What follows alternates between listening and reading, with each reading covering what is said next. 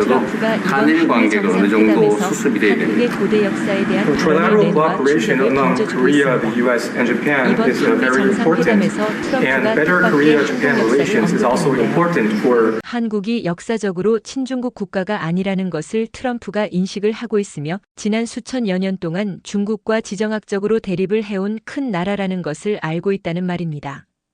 백악관 기자 회견에서 한 기자의 질문에 that we've seen in 트럼프는 recent 중국 months, 시진핑 and it also 총리와 seems to be very 한반도에 important to 대한 President 얘기를 나눈 Trump. 일화를 He said quite a few 언급했습니다. times and even 과거 intimated in 시진핑이 April 한국과 that the two had 중국이 spoken, 51번 but 전쟁을 largely he's 했다고 been saying 말했다고 that 인용한 he's been eager 건데요. for a phone call with 이건 President 사실상 Xi, and the 중국이 Chinese 고구려, side did 고조선, 고려 등을 한국 역사로 본 것을 전제로 하는 겁니다.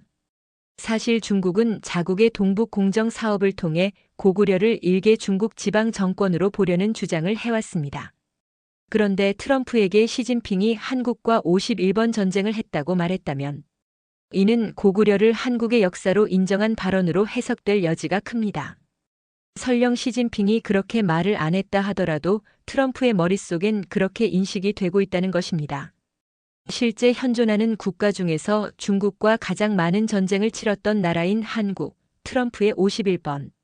중국과 한국이 전쟁을 치렀다는 발언은 일단 트럼프도 고구려, 고조선 등 현재 중국이 자국의 역사로 주장하는 한민족 국가의 역사가 한국의 역사라는 점을 분명히 인지하고 있는 발언으로 분석할 수 있습니다. 대한민국의 감동이 머무는 곳, 감동꿀단지입니다. 구독과 좋아요를 눌러주시면 매일 새로운 감동이 찾아옵니다. 대한민국을 응원하는 댓글도 달아주세요. 당신의 응원이 세계에 우뚝 서는 대한민국을 만드는 힘이 됩니다. 저는 김민준이라고 합니다. 하버드 대학교 동아시아학과에서 15년째 교수로 재직하고 있어요. 한국계 미국인 2세로 태어나 평생을 객관적인 학자의 길을 걸어왔죠. 특히 중국 베이징 대학교에서 10년간 연구하면서 중국 내부 사정을 누구보다 잘 알게 됐습니다. 제가 오늘 들려드릴 이야기는 정말 믿기 어려우실 거예요. 하지만 모든 것이 사실이고 제가 직접 겪은 일들입니다. 이 이야기를 듣고 나시면 한국사에 대한 여러분의 생각이 완전히 바뀔 거라 확신해요. 2025년 3월 15일 오후 3시, 저는 하버드 와이드너 도서관 3층 구석진 자리에 앉아 있었습니다. 새학기 동아시아 지정학 강의 준비를 위해 최근 미중 정상회담 관련 자료들을 정리하고 있었어요. 평상시와 다름없는 하루였죠. 커피 한 잔을 마시며 문서들을 하나씩 검토하고 있었는데 갑자기 제 연구조교 제시카가 숨을 헐떡이며 뛰어들어왔습니다. 제시카는 평소 굉장히 차분하고 신중한 성격이에요. 3년째 저와 함께 연구하면서 이렇게 흥분한 모습을 본 적이 한 번도 없었거든요. 그런데 그날은 달랐어요. 얼굴이 상기되어 있었고 손에는 두꺼운 파일을 들고 있었죠. 교수님, 이거 정말 봐야 해요. 믿을 수 없는 자료를 발견했거든요. 제시카가 들고 온 건 백악관에서 비공개로 유출된 트럼프 시진핑 정상회담 대화록이었습니다. 처음에는 그냥 일반적인 외교 문서련이 했어요. 미중 관계에 관한 뻔한 내용들이겠거니 생각했죠. 하지만 그중 한 대목을 읽는 순간 제 심장이 쿵쾅거리기 시작했습니다. 트럼프가 한 말이었어요. 시진핑이 나에게 직접 말했다. 중국과 한국 사이에 역사상 51번의 전쟁이 있었다고. 과거 한국은 하나의 강력한 국가였다. 매우 큰 나라였고 중국과 전쟁을 하던 강력한 나라였다. 저는 그 문장을 다시 읽어봤어요. 그리고 또 읽어봤죠. 분명히 그렇게 적혀 있었습니다. 시진핑이 직접 한중 간 51번의 전쟁이 있었다고 인정했다는 내용이었어요. 15년간 하버드에서 동아시아사를 가르치면서 이런 내용은 처음 봤습니다. 아니, 정확히는 학계에서 논의된 적은 있었지만 이렇게 공식적으로 중국 최고 지도자가 인정한 건 처음이었어요. 제시카, 이 자료 출처가 확실해? 네, 교수님. 워싱턴 포스트와 뉴욕 타임즈에서도 이 부분을 확인 보도했어요. CNN에서도 관련 분석 기사를 냈고요. 저는 잠시 멍하니 앉아 있었습니다. 머릿속이 복잡해지기 시작했어요. 왜 시진핑이 갑자기 이런 말을 했을까? 지금까지 중국이 벌여온 동북 공정과는 완전히 모순되는 발언이잖아요. 뭔가 큰 변화가 일어나고 있는 건 아닐까 싶었죠. 그날 저녁 집에 돌아와서도 그 자료만 계속 들여다봤어요. 제 아내도 걱정할 정도로 저는 그 문서에 빠져 있었습니다. 평소 같으면 저녁 식사 후에 TV를 보거나 책을 읽곤 했는데 그날은 온통 그 생각뿐이었어요. 그날 밤 저는 잠을 이룰 수 없었어요. 계속 30년 전 돌아가신 할아버지 생각이 났습니다. 할아버지 김용수 선생님은 평생을 고구려 역사 연구에 바치신 분이었어요. 연세대학교에서 사학을 가르치시다가 정년 퇴임하신 후에도 개인 연구를 계속하셨죠. 어릴 때 제가 할아버지 댁에 놀러 가면 항상 서재에서 고구려 관련 책들을 읽고 계셨어요. 벽면 가득 꽂힌 사서들, 그리고 할아버지가 직접 그리신 고구려 영토 지도들이 지금도 생생해요.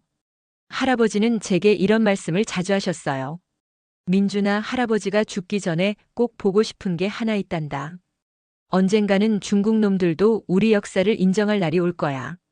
그놈들이 아무리 동북 공정을 해도 진실은 숨길 수 없거든. 당시 중학생이었던 저는 할아버지 말씀을 그냥 민족 감정이 앞선 이야기로만 들었어요. 솔직히 좀 부담스럽기도 했죠. 객관적인 학자가 되겠다고 마음먹었던 저에게는 편향된 시각으로 들렸거든요. 할아버지, 그런데 중국이 왜 우리 역사를 인정하겠어요? 걔네들은 자기네 것이라고 주장하는데. 아이고 이놈아.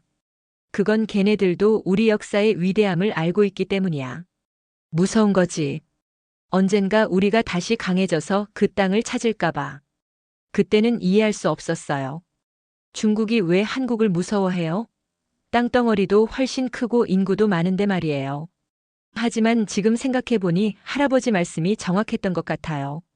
할아버지는 또 이런 말씀도 하셨어요. 우리 조상들이 얼마나 대단했는지 아냐? 고구려가 수나라를 망하게 만들었고 당나라도 여러 번 물리쳤어. 몽골도 7번이나 쳐들어왔지만 끝까지 막아냈고. 이런 나라가 세상에 몇 개나 있겠냐? 당시에는 그냥 할아버지의 자랑으로만 들렸어요. 하지만 지금 제 앞에 놓인 자료를 보니 모든 게 사실이었더라고요. 저는 즉시 베이징에 있는 리웨이 교수에게 국제 전화를 걸었어요. 리웨이 교수는 베이징 대학교에서 함께 연구했던 동료로 중국 현대사와 외교사 전문가입니다.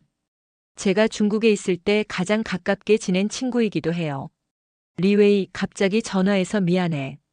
혹시 최근에 시진핑 주석이 한중 전쟁사에 대해 언급한 적이 있어? 전화 너머로 리웨이의 긴 한숨소리가 들렸습니다. 아, 민준. 그 얘기구나. 사실 우리 쪽에서도 난리가 났어. 왜 주석이 갑자기 그런 말을 했는지 모르겠다는 반응이야. 무슨 뜻이야? 설마 사실이 아니라는 거야? 아니, 사실이야. 하지만 공식적으로는 말할 수 없는 내용이거든. 우리 정부 내부에서도 아주 민감한 사안이야. 최근 고위층에서 역사 정책을 재검토하자는 논의가 나오고 있다고 들었어. 리웨이의 목소리에서 심각함이 느껴졌어요. 민준, 솔직히 말하면 동북 공정이 한계에 부딪혔어. 더 이상 고구려를 중국 지방 정권으로 우기기 어려운 상황이 온 거지. 국제사회에서도 설득력을 잃었고. 그럼 중국 정부가 입장을 바꾸려는 건가?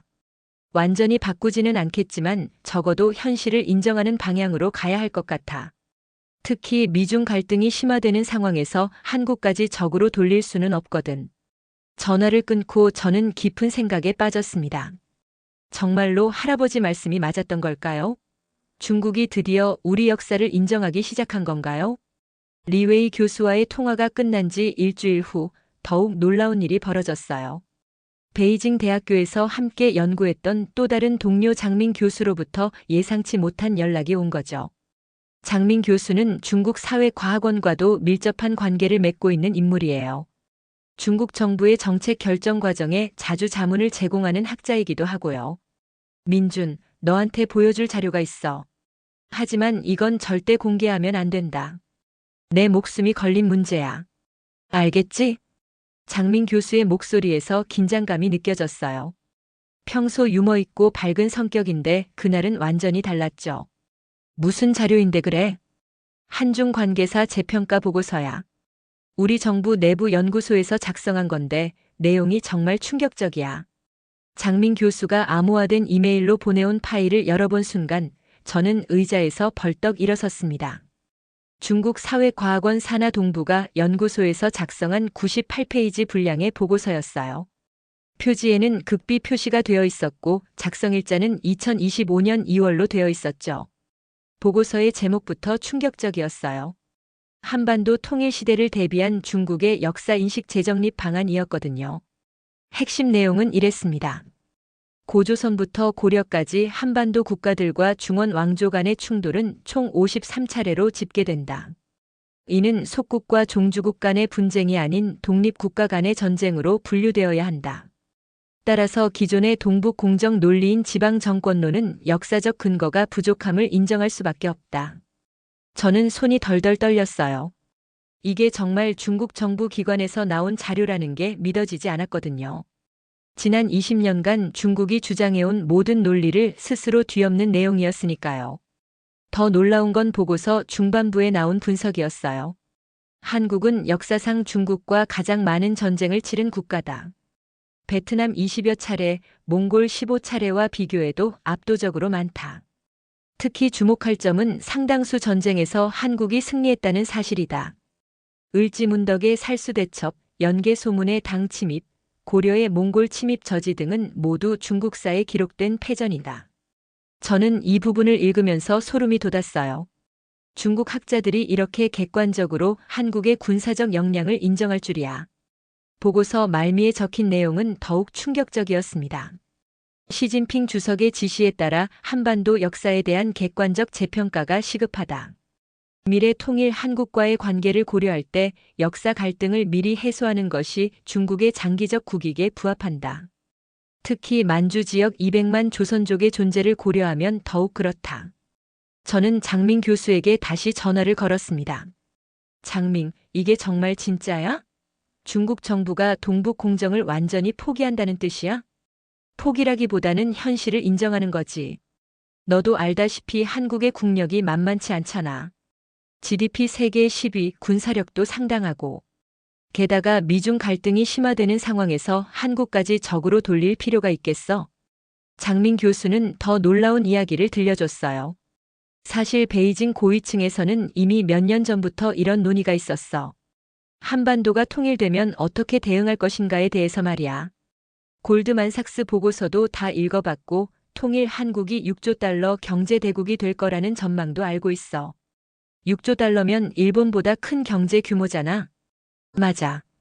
그래서 더 조심스러운 거야. 역사 문제로 감정이 나빠진 상태에서 그런 강대국이 바로 옆에 생긴다고 생각해봐. 중국으로서는 악몽이지. 저는 그제야 상황을 이해하기 시작했어요. 이게 단순한 역사 문제가 아니라 현재 진행형의 지정학적 계산이었던 거죠.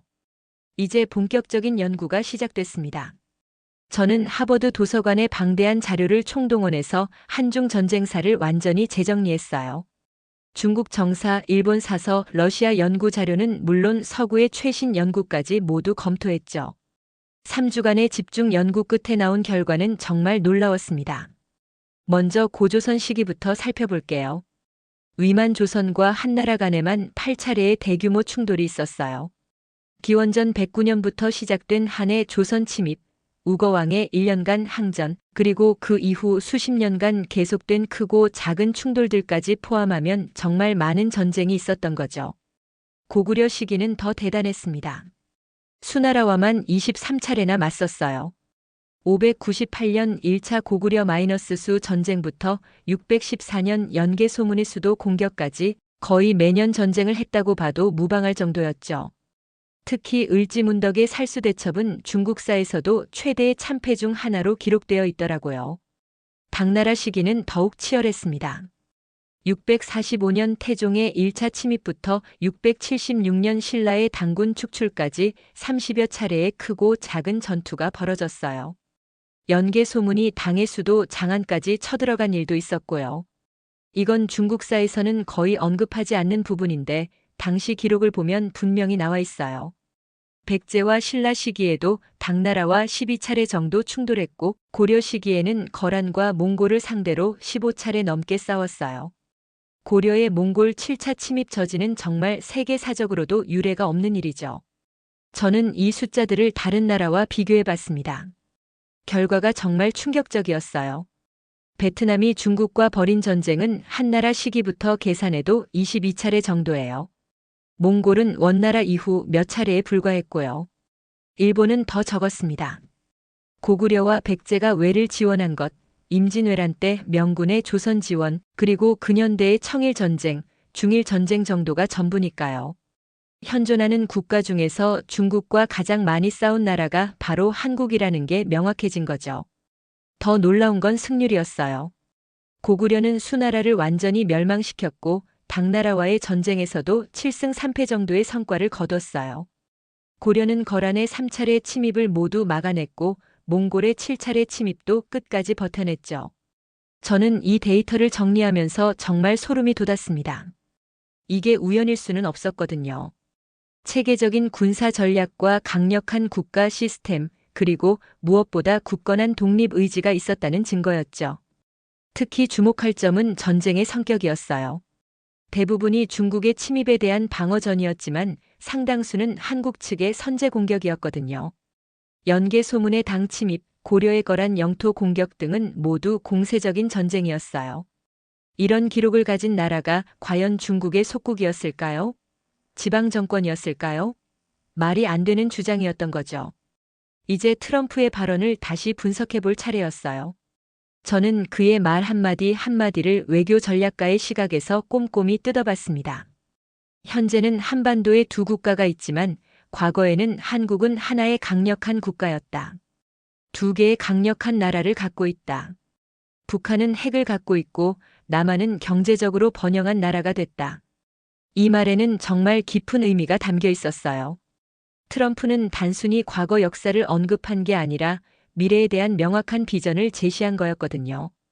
저는 미국 국무부에서 자문관으로 일했던 경험을 살려서 트럼프의 속내를 분석해 봤어요. 그가 정말로 원하는 건 뭘까요?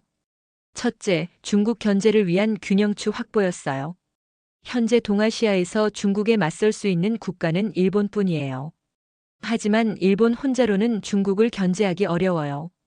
경제 규모로는 중국의 3분의 1 정도밖에 안 되거든요. 둘째, 통일 한국의 잠재력에 주목한 거예요. 저는 골드만삭스의 2009년 보고서를 다시 꺼내봤습니다. 통일 한국의 GDP 전망치가 6조 달러였어요. 2050년 기준으로 말이죠. 현재 각국의 GDP를 비교해보면 이렇습니다. 미국이 27조 달러, 중국이 18조 달러, 일본이 4조 달러, 독일이 4조 5천억 달러 정도예요. 통일 한국이 6조 달러가 된다면 어떻게 될까요? 저는 계산기를 두드려 봤어요. 한국 6조 달러, 일본 4조 달러, 호주 2조 달러, 아세안 4조 달러를 합하면 16조 달러예요. 이는 현재 유럽연합 전체 GDP와 맞먹는 규모죠. 여기에 인도까지 포함한다면 25조 달러가 넘어요. 이는 현재 미국 GDP에 근접하는 수치입니다. 트럼프의 속내가 보이기 시작했습니다. 중국을 견제하기 위해서는 동아시아의 강력한 균형추가 필요한데 그게 바로 통일 한국이라는 거였어요. 더 중요한 건 역사적 정당성이었습니다. 51번이나 중국과 맞서 싸운 나라, 그리고 상당 부분 승리한 나라. 이런 나라가 다시 하나가 되고 경제대국으로 성장한다면 중국 입장에서는 엄청난 압박이 될 거라는 계산이었죠. 트럼프는 또 이런 말도 했어요. 지난 2년 동안 한국과 중국이 51번의 전쟁이 있었다고.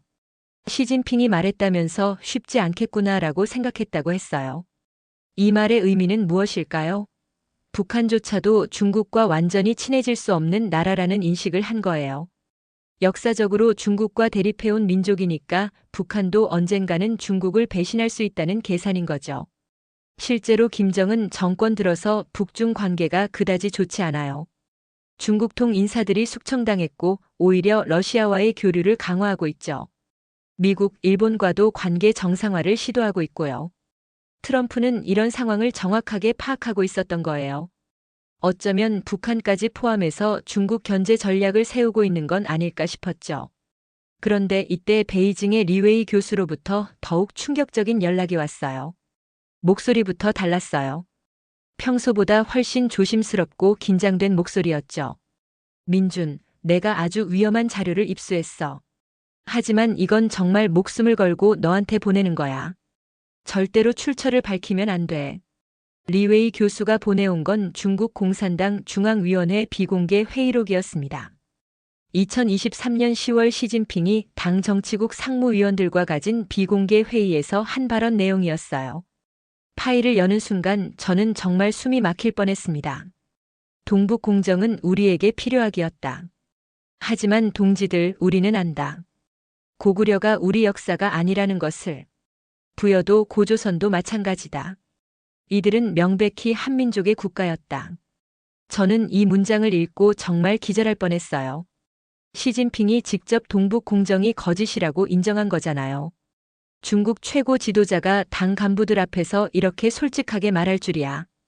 더 놀라운 내용이 이어졌습니다.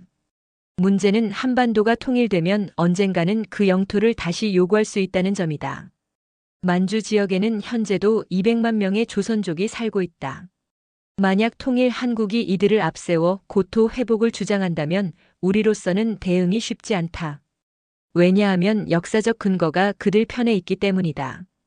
저는 온몸에 소름이 돋았어요. 중국이 동북 공정을 벌인 진짜 이유가 이거였던 거군요. 미래에 대한 불안감, 통일 한국에 대한 두려움이었던 거예요. 회의록에는 더 충격적인 내용들이 계속 나왔어요. 고구려는 당시 우리보다 군사적으로 더 강했다. 수양제의 113만 대군을 을지문덕이 전멸시킨 것이 그 증거다. 당 태종도 고구려 정벌에 실패했고 고종 때 가서야 겨우 멸망시킬 수 있었다. 그것도 백제와 신라의 내분을 틈탄 것이었다. 시진핑은 계속해서 이렇게 말했어요. 고려 역시 마찬가지였다. 몽골이 7차례나 침입했지만 끝내 항복받지 못했다. 원나라가 고려를 속국으로 만들었다고는 하지만 실제로는 대등한 관계에 가까웠다. 고려 왕실이 원황실과 혼인을 맺은 것이 그 증거다. 저는 이 부분을 읽으면서 정말 놀랐어요. 중국 최고 지도자가 이렇게까지 객관적으로 한국사를 평가할 줄이야. 회의록의 마지막 부분은 더욱 충격적이었습니다. 동지들, 우리는 현실을 받아들여야 한다. 한국은 역사적으로 우리의 속국이 아니었다. 그들은 우리와 대등하게 맞서 싸운 독립국가였다. 그리고 지금도 마찬가지다. 더 이상 역사 왜곡으로 이들을 자극할 필요가 없다. 리웨이 교수와의 전화통화에서 더 자세한 이야기를 들을 수 있었어요. 민준, 사실 베이징 고위층에서는 몇 년 전부터 이런 논의가 있었어. 동북 공정이 오히려 중국에게 독이 되고 있다는 분석이 나온 거야. 무슨 뜻이야?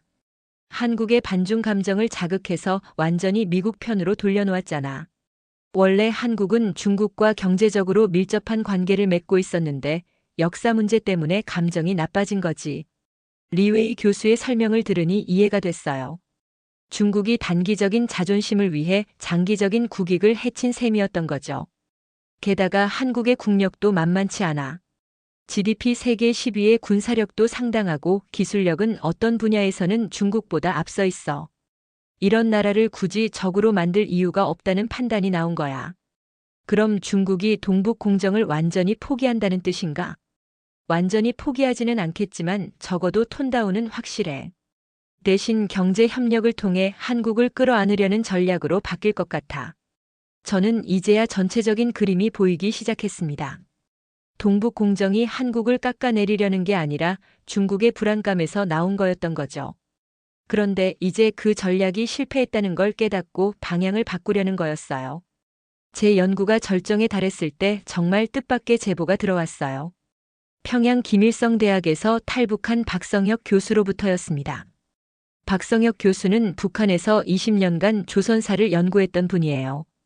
김일성대학 역사학부 교수였다가 2022년 한국으로 탈북하신 분이죠. 김민준 교수님, 저는 선생님의 연구를 관심 있게 지켜보고 있었어요. 혹시 북한 당국의 역사인식에 대해 궁금하지 않으신가요? 박성혁 교수의 연락을 받고 저는 즉시 보스턴으로 초대했어요. 며칠 후 하버드 캠퍼스에서 만난 박 교수는 정말 놀라운 이야기를 들려줬습니다. 교수님, 북한 당국도 이 모든 걸 알고 있어요. 중국의 동북 공정이 거짓이라는 것도, 시진핑이 한중 관계사를 어떻게 보고 있는지도, 그리고 김정은이 최근 중국과 거리를 두는 진짜 이유도 여기 있거든요. 박성혁 교수가 공개한 북한 내부 자료는 정말 충격적이었습니다. 조선노동당 중앙위원회 산하주체사학연구소에서 2024년에 작성한 보고서였어요. 고구려는 조선민족의 정통 계승국가이며 중국의 동북공정은 우리 민족사에 대한 명백한 왜곡이다. 조국 통일 후 고토 회복은 민족사적 과제로 남아있으며 이를 위한 이론적 토대 구축이 시급하다. 이게 북한 당국의 공식 입장이었던 거죠. 중국의 동북공정에 대해 공개적으로는 반대 입장을 표명하지 않지만 내부적으로는 강하게 반발하고 있었던 거예요. 박성혁 교수는 더 충격적인 이야기를 들려줬습니다. 김정은도 골드만삭스 보고서를 알고 있어요. 통일되면 6조 달러 경제대국이 될 수 있다는 전망도. 그래서 장기적으로는 중국보다 미국, 일본과의 관계 정상화에 더 관심이 많은 거예요. 정말인가요? 2018년 김정은이 트럼프와 만났을 때 했던 말이 있어요. 우리도 언젠가는 위대한 조선을 다시 건설할 것이라고. 그 위대한 조선이 무엇을 의미하는지 아시겠죠? 박성혁 교수의 설명에 따르면 김정은은 통일 후 경제 발전뿐만 아니라 영토 확장까지 염두에 두고 있다는 거였어요. 북한 내부에서는 이미 통일 후 시나리오를 여러 개 만들어놨어요.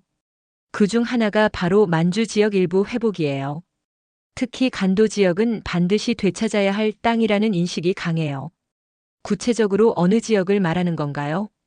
두만강 북쪽 연길, 용정, 화룡 지역이요. 이 지역에는 조선족이 밀집해 살고 있고 역사적으로도 고구려, 발해의 중심지였거든요. 인구도 200만 정도로 관리 가능한 수준이고요. 박성혁 교수는 또 다른 놀라운 사실도 알려줬어요. 김정은이 중국통 인사들을 숙청한 이유도 여기 있어요. 장성택, 리용호 같은 인물들이 모두 친중파였는데 이들이 통일 후 중국과의 관계를 우선시할까봐 제거한 거예요. 그럼 김정은은 통일 후 중국과 대립각을 세울 생각인 건가요? 대립까지는 아니지만 적어도 대등한 관계를 원해요. 더 이상 중국의 속국이 아닌 당당한 독립국가로 서고 싶어 한다는 거죠. 이제 모든 퍼즐 조각이 맞춰지기 시작했습니다. 트럼프도 시진핑도 심지어 김정은도 모두 같은 미래를 예상하고 있었던 거예요. 바로 강력한 통일 한국의 부상을 말이죠. 그리고 그 통일 한국이 단순한 경제대국이 아니라 영토적으로도 과거의 영광을 회복할 가능성까지 염두에 두고 있다는 사실이었어요. 2025년 5월 15일 저는 하버드 대학교 케네디 스쿨 대강당에서 특별 강연을 열었습니다. 제목은 더 코리언 패러닥스 Why History Predicts Korea's Future Greatness였어요. 한국의 역설, 왜 역사는 한국의 위대한 미래를 예언하는가라는 뜻이죠. 강연 소식이 알려지자 정말 엄청난 반응이 일어났어요.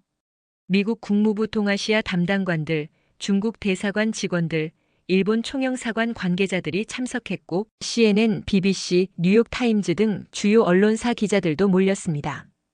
평생 이렇게 많은 사람들 앞에서 발표해 본 적이 없었어요. 500석 규모의 대강당이 꽉 찼고 온라인으로도 전 세계에서 5만 명이 넘는 사람들이 시청했어요. 저는 떨리는 마음을 억누르고 차분하게 강연을 시작했습니다. 신사숙녀 여러분, 오늘 제가 들려드릴 이야기는 그 어떤 소설보다도 극적이고 충격적입니다. 이 이야기는 한 민족의 위대한 과거와 찬란한 미래에 관한 것이에요. 청중들의 시선이 모두 저에게 집중됐어요. 첫째, 중국조차 인정했습니다. 한국은 역사적으로 독립적이고 강력한 국가였다는 것을. 시진핑 주석이 트럼프 대통령에게 직접 51번의 전쟁을 언급한 것이 그 결정적 증거입니다. 청중들 사이에서 웅성거림이 일어났어요. 중국 대사관 직원들의 표정이 굳어지는 게 보였죠. 둘째, 동북 공정의 진실이 밝혀졌습니다. 이는 역사 왜곡이 아니라 미래에 대한 두려움에서 나온 방어기제였어요. 중국은 언젠가 통일 한국이 고구려와 발해의 땅을 되찾을까봐 걱정했던 겁니다. 이번에는 더 큰 술렁거림이 일어났습니다. 셋째, 51번의 전쟁 기록은 결코 우연이 아닙니다. 이는 한민족의 독립의지와 뛰어난 전략적 역량을 증명하는 객관적 데이터예요. 현존하는 어떤 나라도 중국과 이만큼 맞서 싸운 역사가 없습니다. 넷째, 승률이 놀랍습니다.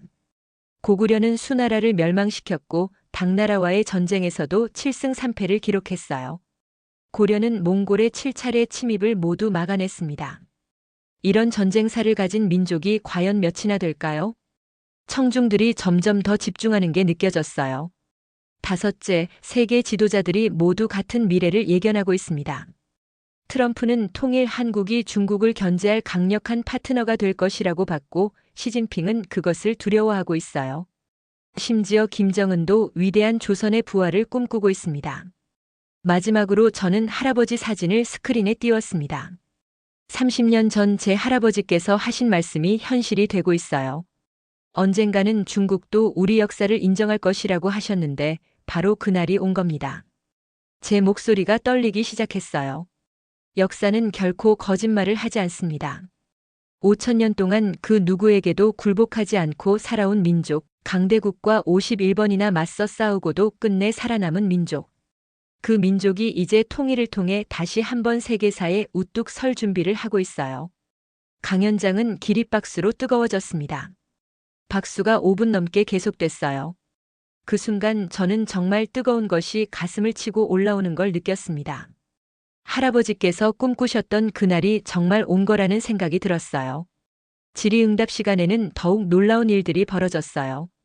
중국 대사관 참사관이 일어나서 이렇게 질문했거든요. 교수님, 중국 정부의 공식 입장과 다른 주장을 하고 계신데 그에 대한 근거가 있습니까? 저는 침착하게 대답했어요. 제가 인용한 모든 자료는 중국 측 기록에 근거한 것입니다. 시진핑 주석의 발언도 백악관에서 공개한 자료이고 한중 전쟁사도 모두 중국 정사에 기록된 내용이에요. 혹시 중국 측에서 이를 부인하신다면 그것이야말로 자국 역사를 부정하는 일이 아닐까요? 청중들이 박수를 쳤어요. 중국 참사관은 더 이상 반박하지 못했죠. 미국 국무부 관계자도 질문했어요. 통일 한국의 미래 전략적 가치에 대해 더 구체적으로 설명해 주실 수 있나요? 골드만삭스 전망에 따르면 통일 한국은 2050년까지 GDP 6조 달러에 달할 것으로 예상됩니다. 이는 일본을 뛰어넘는 규모예요. 게다가 역사적으로 검증된 군사 역량까지 고려하면 동아시아 균형에 미칠 영향은 정말 클 겁니다. 그날 밤 저는 할아버지 묘소를 찾았습니다. 3시간 비행기를 타고 시카고로 가서 할아버지가 잠들어 계신 묘지를 찾았어요. 무덤 앞에 앉아 조용히 속삭였습니다. 할아버지, 드디어 그날이 왔어요. 온 세상이 우리 역사를 인정하기 시작했어요. 할아버지께서 평생 연구하신 고구려가 정말 위대한 나라였다는 걸 모두가 알게 됐습니다. 차가운 바람이 살랑 불어왔어요. 할아버지께서 대답해 주시는 것 같았습니다. 51번이나 중국과 맞서 싸운 우리 조상들의 위대함을 전 세계가 알게 됐어요. 더 이상 누구도 우리를 얕보거나 무시할 수 없게 됐습니다.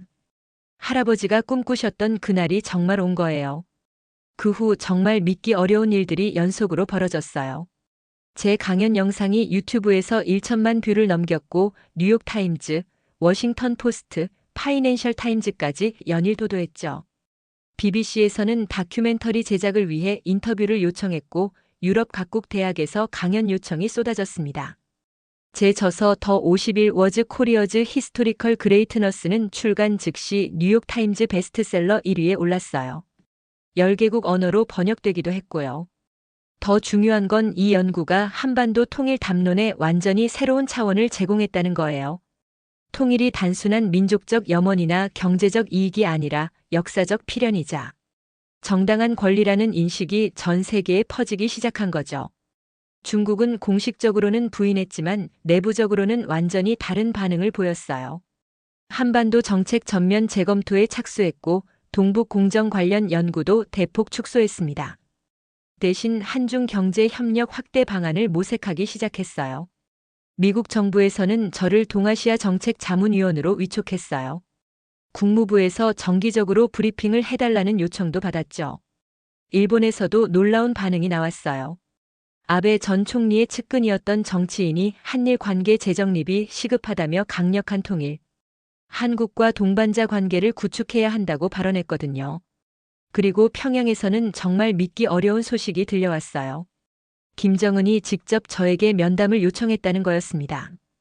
북한의 대남 기구를 통해 김민준 교수의 연구에 깊은 관심을 갖고 있으며 한반도 미래에 대해 대화하고 싶다는 메시지가 전달됐어요. 여러분, 이 모든 이야기를 들으시면서 어떤 기분이 드시나요? 저는 이번 일을 겪으면서 정말 자랑스러웠어요. 우리 조상들이 이렇게 위대했구나, 우리 역사가 이렇게 당당했구나 하는 생각이 들더라고요. 그동안 우리는 너무 겸손했던 것 같아요. 5천년 역사라고 하면서도 정작 그 역사가 얼마나 위대한지 제대로 알지 못했죠.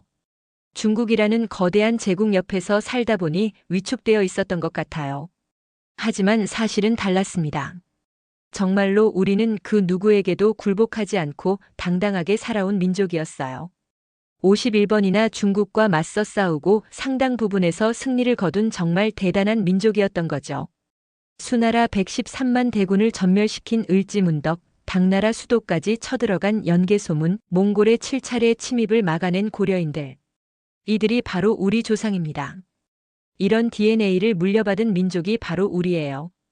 그리고 지금 전 세계가 그 사실을 인정하기 시작했습니다. 더 이상 우리를 무시하거나 얕볼 수 없다는 걸 깨달은 거죠. 통일 한국의 미래가 얼마나 밝고 위대할지 모두가 예상하고 있어요. 할아버지 세대가 꿈꾸었던 그날이 이제 정말 가까이 와 있습니다. 우리가 당당하게 세계 중심에 설 수 있는 날 말이에요. 경제 대국으로서뿐만 아니라 역사와 문화의 강국으로서 세계를 이끌어갈 수 있는 날이요. 이런 위대한 역사와 찬란한 미래를 가진 민족의 후손으로 태어난 게 정말 자랑스럽지 않나요? 우리 모두가 이 자부심을 갖고 살아갔으면 좋겠어요. 우리는 정말 대단한 민족입니다.